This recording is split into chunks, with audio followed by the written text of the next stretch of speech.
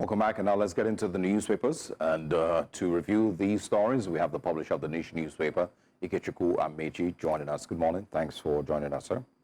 Also, good morning. Always my pleasure. Olive, I didn't see you last week. Where did you go to? Well, you know, the State of the Nation required that I attend to some very urgent matters, so I was away on official assignments.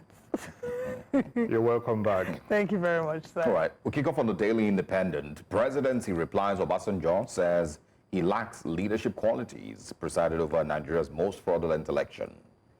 I am Tinubu's official spokesman, says Boala, vows not to give energy to critics over his appointment. G20 leaders inaugurate global alliance to end hunger. And also proposed tax bill not targeted at any region, says Uyedele. We can also find the federal government to stop varsity from producing graduates without technical skills. Wonder how they will do that. I think these are the big ones that we can take because of time. Quickly on the Punch newspapers. All right, on the Punch newspaper this morning, let's see the big story there. It says corruption allegations. Presidency attacks OBJ as opposition backs ex-president. Federal government says Obasanjo lacks moral grounds to attack Tinubu. Opposition insists ex-leader right on corruption, bad governance. Ondo poll, Ayedatiwa gets certificate of return Wednesday amid protest. Trump plans to use military for mass deportation. Planned takeover Makinde, Adeleke knock Ganduje over threat. Federal government plans fresh 31 trillion naira borrowing. Luggage delay to attract $170, 10,000 naira fine, says NCAA. Okay. Default, 34 states, FCT shown 263 billion naira UBEC grants. And the final story, Senate invites top doctors over strike. That's all on the front page of the Punch. Let's move over to the next paper. All right, quickly on this Nigeria this morning, it says you left Nigeria worse off in terms of corruption, economic woes, and others. Okay. NERC orders discos to replace obsolete meters free of charge. Senate begins probe of 105 billion naira financial infractions by federal agencies. And finally, construction of houses for judges by FCTA in order, says Daudu SAN. All right, I think we could quickly just go straight to the major one, which is the criticism of the former President Olusegun Obasanjo's government by the current administration, mostly by Sunday Dari, who is one of the special advisors. You know, I think the spokespersons of this government, they think that the only way or the best way to deflect any kind of criticism, no matter how constructive, is to hurl insults at anybody who says anything about the glaring incompetence of the Bola Tinubu presidency. And you know, it's funny. Former President Olusegun Obasanjo went to Yale University in honor of the Achebe lecture series and criticized the administration of President Bola Ahmed Tinubu. And there was no point raised by Obasanjo in that speech that anybody can controvert. None. None. Tinubu has run this economy so badly that anybody who is saying that things... Look, the simple question to ask, are you better off today than you were 18, 19 months ago? And I'm not too sure, except perhaps now those that are cocooned in Asorok that can say, yes, that they are better off today than they were before May 29, 2023. So all the things Obasanjo said are true. Now, Sunday Dare Bayo Onanoga, of course, went off tangent to do what they know how best to do, which is to leave the message and attack the messenger. And in doing this, they don't even engage. You could say, look at the things the man said without insulting him, without calling him names. Now, they are succeeded in calling him names, but they did not address any of the issues that Obasanjo raised, like Obasanjo, hate Obasanjo, you can't compare. Even if we say in 2 years, what Obasanjo achieved between 1999 and 2001, and what Bola Tinubu has achieved between May 2023 and November 2024. Now, what are the issues? Obasanjo made an economy that was growing well below 1% or less than 2%. But in the first year, Obasanjo has grown this economy to about 5%. Going forward, Obasanjo grew the economy to double digits. And by the time Obasanjo left the presidency, he has not only paid off all Nigeria's debt, we had a foreign reserve that was near $40 billion. What has Tinubu done with his own 18 months? In fact, Obasanjo's government created a middle class. People were able to now buy cars from their salary. Dollar exchange rate, I'm not too sure, it was more than 15 naira to a dollar, all through the presidency of Obasanjo. So what has Tinubu done?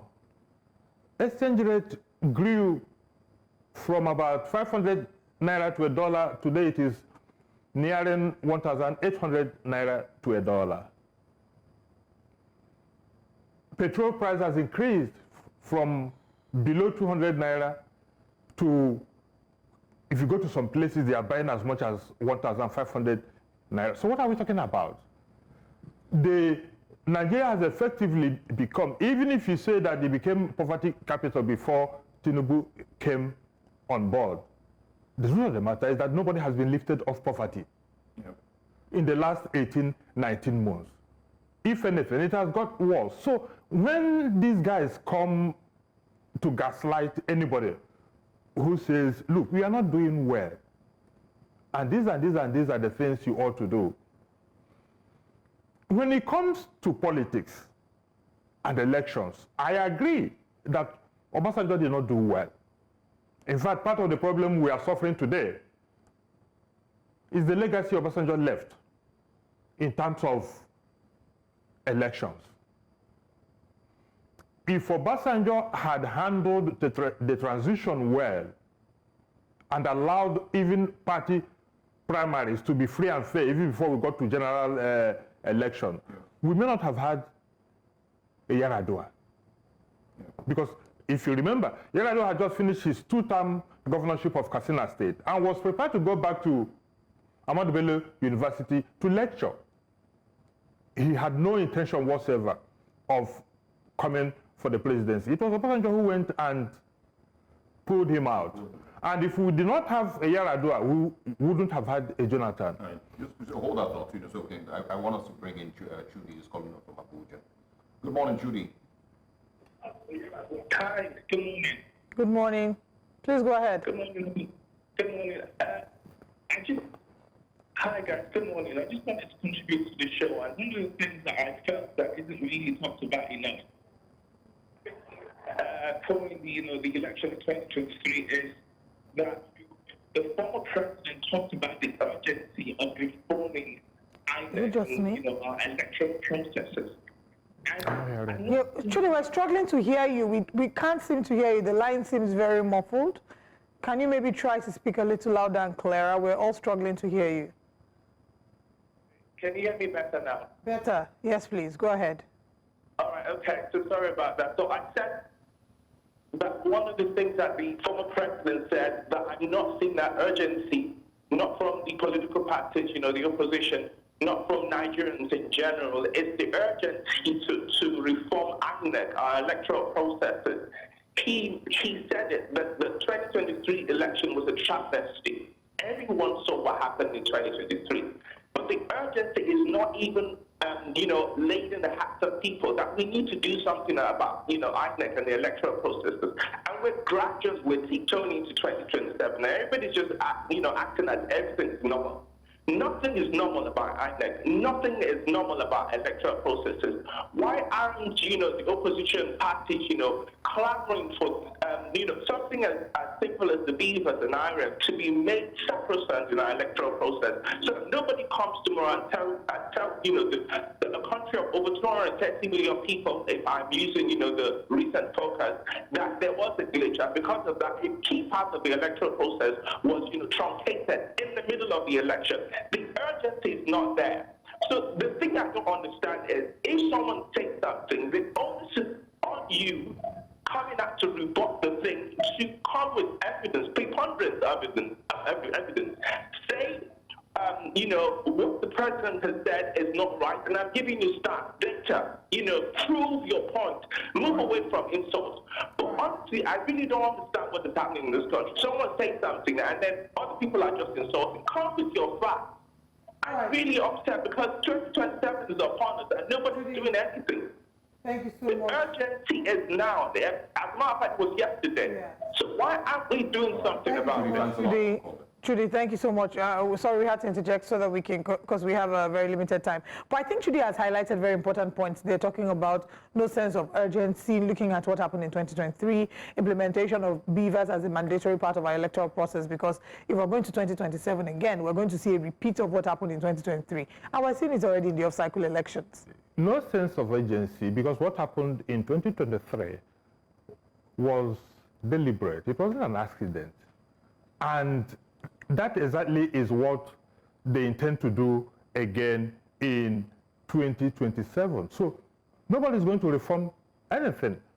Don't forget, in 2019, there was a bill, Electoral Reform Act, that was passed by the bill that was passed by the National Assembly.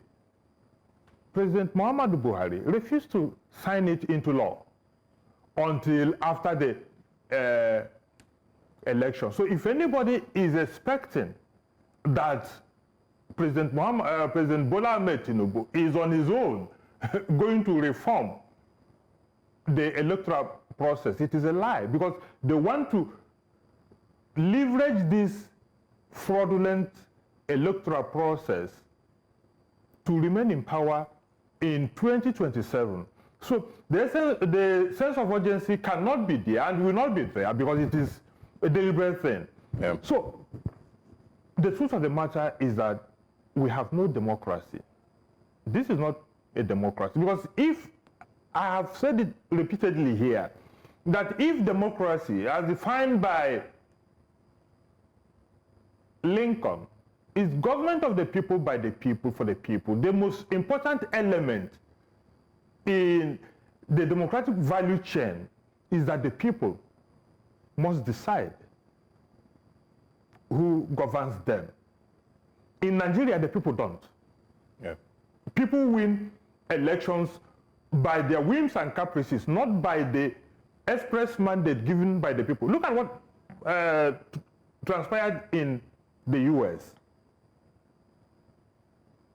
about 2 weeks ago.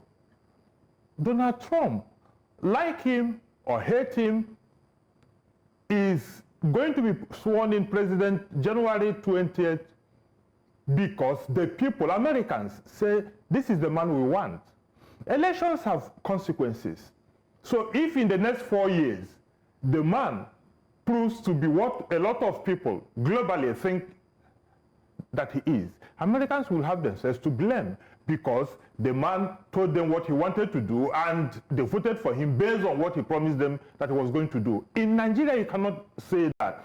With the 2023 election, unless anybody who wants to continue lying to himself, Yeah. is not. Just also to remind, those speaking for the current administration are still mentioning, the electoral issues of the Obasanjo, era. They've had 9 years to fix it.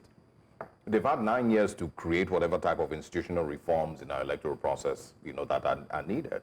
But if after 9 years in 2024, we still saw what happened in Ondo State, we still have seen what happened in Edo State, we still have INEC with its lowest level of trust from the Nigerian people, then it's not Obasanjo's fault. They are hypocrites.